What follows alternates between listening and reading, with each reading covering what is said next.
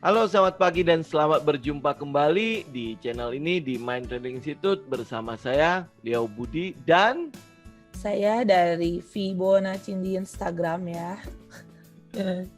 suaranya Hah? Kenapa suara gua? agak semangat dong. Ini Ya, jangan mentang-mentang IHSG ada di dekat-dekat resisten, jadi nggak semangatnya nggak ada. ya kita semangat pagi, bangun tidurku terus online. Oke, nah kita akan bicara tentang market update untuk minggu kedua November ini. Jadi kita akan melihat kira-kira ada sentimen apa, ada katalis apa, dan di technical seperti apa indeks harga saham gabungan yang akan mungkin bisa mempengaruhi saham-saham yang teman-teman sudah collect di porto teman-teman ya. Nah, pertama saya akan mulai dengan sentimen dulu ya. Kalau di minggu yang lalu kita menunggu siapa yang memenangkan pemilu Amerika Serikat ini. Jadi kalau lihat dari hasil di depan teman-teman, kita bisa melihat bahwa semalam kita udah bisa mendapatkan pemenangnya yaitu Joe Biden dengan 290, walaupun masih ada beberapa states yang mungkin bisa menjadi menambah electoral vote-nya Joe Biden ini.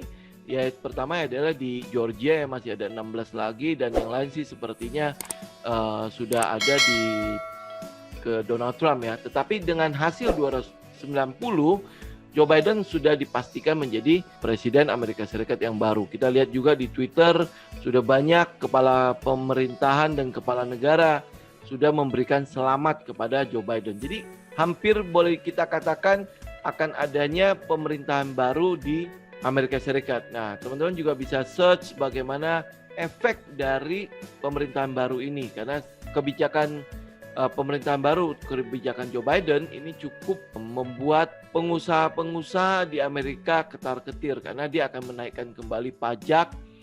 Tetapi itu juga bisa menjadi sebuah sentimen yang bagus untuk negara-negara berkembang, terutama Indonesia ya. Dengan menaikkan pajak otomatis setidaknya mungkin akan ada terjadi outflow atau capital flow malah ke negara berkembang, terutama Indonesia, karena mereka akan menghindari pajak kan. Nah, ini yang kita harapkan. Kedua, mungkin dari Indonesia sendiri kita ada namanya Omnibus Law yang sudah ditandatanganin kemarin dan sudah resmi menjadi undang-undang. Nah, ini juga mungkin akan menjadi sebuah daya tarik baru ya untuk terjadinya inflow untuk ke negara kita. Outflow dari Amerika, inflow ke negara kita. Ini karena ada daya tarik dari Omnibus Law ini. Nah, yang ketiga, teman-teman bisa lihat dari kalender ekonomi, kan kita kemarin udah melihat bahwa tanggal 5 ada pengumuman tentang laju pertumbuhan PDB ya. Nah, laju pertumbuhan PDB memang sesuai dengan prediksi adalah -3, walaupun dia -3,49 ya. Tapi yang kita mau lihat dari situ bukan -3,49-nya. Secara tahunan memang kita udah masuk ke resesi, tetapi yang mungkin yang teman-teman bisa lihat adalah dari grafik ini, dari grafik Q ke Q-nya. Q ke Q dari Q3 itu sebenarnya sudah terjadi pertumbuhan. Artinya dari Q2 yang resesi yang kita bilang adalah bottom dari penurunan kegiatan ekonominya kita, ini sudah terjadi pertumbuhan di Q3-nya.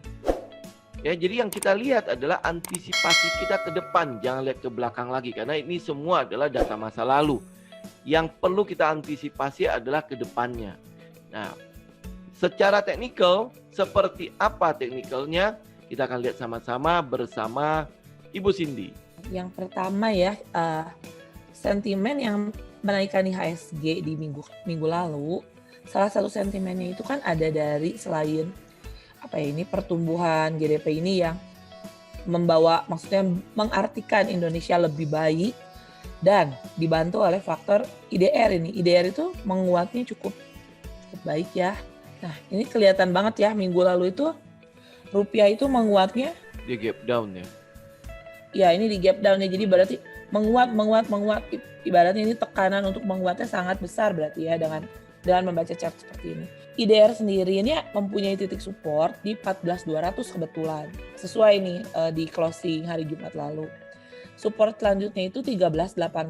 Nah, sebenarnya kan yang kita perlukan itu bukan rupiah yang menguat non-stop gitu juga bukan.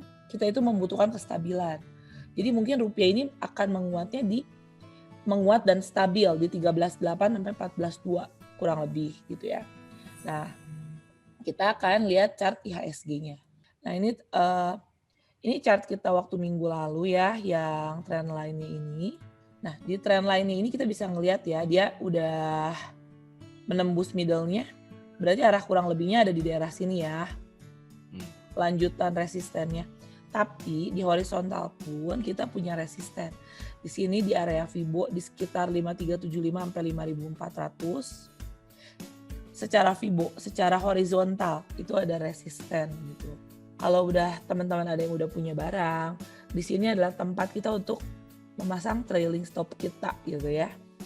Kalau misalnya bagus-bagusnya sampai kemana? Nah, di trend line ini ada kemungkinan sampai area 5.500 kurang lebih ya.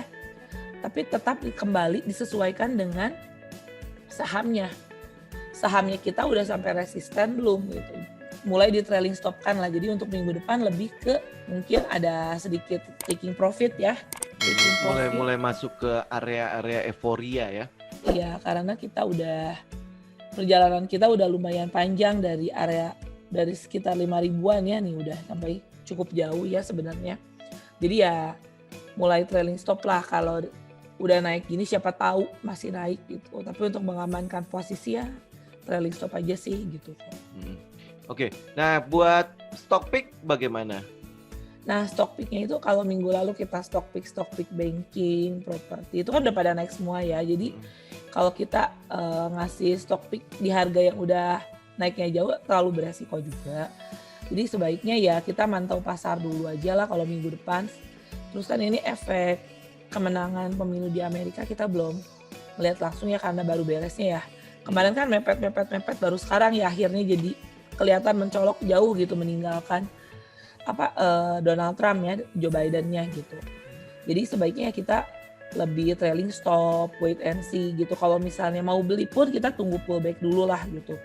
Tunggu orang-orang udah ada yang beli minggu lalu taking profit, pullback baru kita mulai masuk lagi gitu.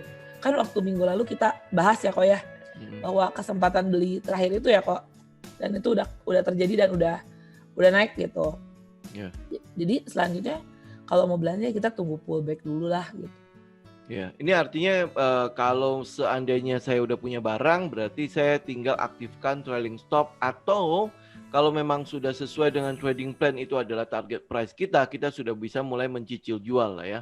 Yeah. Taking profit dulu, antisipasi seandainya kalau dia terjadi pullback, kita masih bisa ambil kembali pada saat dia pullback ya. Iya. Tujuannya kan kalau udah pasar naik itu sebenarnya kita harus berpikir bahwa mengamankan equity ya, mengamankan cuan gitu ya. Jadi daripada balik modal gitu, kita harus mulai misalnya kalau nggak cicil sell, jadi jualnya bertahap. Jadi kalau misalnya masih naik lagi ya udah, kalau turun masih punya cadangan dana gitu ya. Iya. Oke. Nah, itu juga kalau kita lihat euforia yang mungkin akan terjadi pada hari Senin, itu mungkin juga itu bisa menjadi kesempatan kita untuk bisa ya seenggak-enggaknya kalau memang teman-teman secara trading plan itu udah menjadi target price teman-teman, itu sudah menjadi target buat teman-teman jual, ya saya harus katakan adalah ya konsisten dengan trading plan teman-teman. Lakukan trailing stop atau lakukan cicil sell. Ya, lakukan cicil sell. Nah, ngambilnya kapan? Ini November ini adalah sekali lagi bulan terakhir untuk kita collect porto kita, untuk memenuhi porto kita untuk ngikut window dressing di Desember dan Januari effect. Jadi pada saat market pullback, nah itu adalah kesempatan kita untuk mulai average up ya, karena kan kita pasti udah ngambil dari minggu yang lalu. Seandainya kalau kita nggak mau jualan nih, mau tetap ngikut aja di kenaikan pada Desember dan Januari. Secara statistik memang Desember dan Januari kita bisa lihat itu chance atau kesempatan kita untuk mendapatkan posisi uptrend yang ya kita bilang hampir pasti 100% ada di sana. Untuk bisa ikut periode itu, teman-teman mau nggak mau harus koleksi terakhir di bulan November. Nah, bagaimana koleksinya? Kita lihat di minggu yang kedua ini cenderung akan ada profit taking karena sudah ada rally di minggu pertama kemarin ya. Nah, jadi mungkin ada profit taking. Nah, seandainya kalau terjadi profit taking, ini adalah kesempatan teman-teman untuk bisa collect kembali saham-saham yang mungkin menjadi incaran teman-teman karena dia udah mulai diskon, ada pullback-nya di situ. Nah, secara market direction besarnya, big picture-nya, kita melihat memang indeks harga saham gabungan ada di area-area sekitar resisten.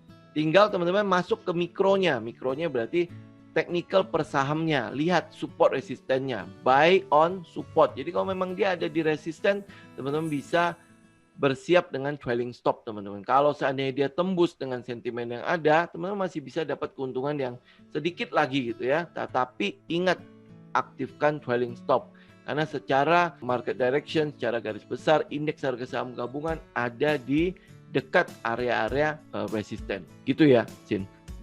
Ya, kalau menurut saya kayak gitu kok. Oke. Kalau gitu ini adalah market update kita kali ini.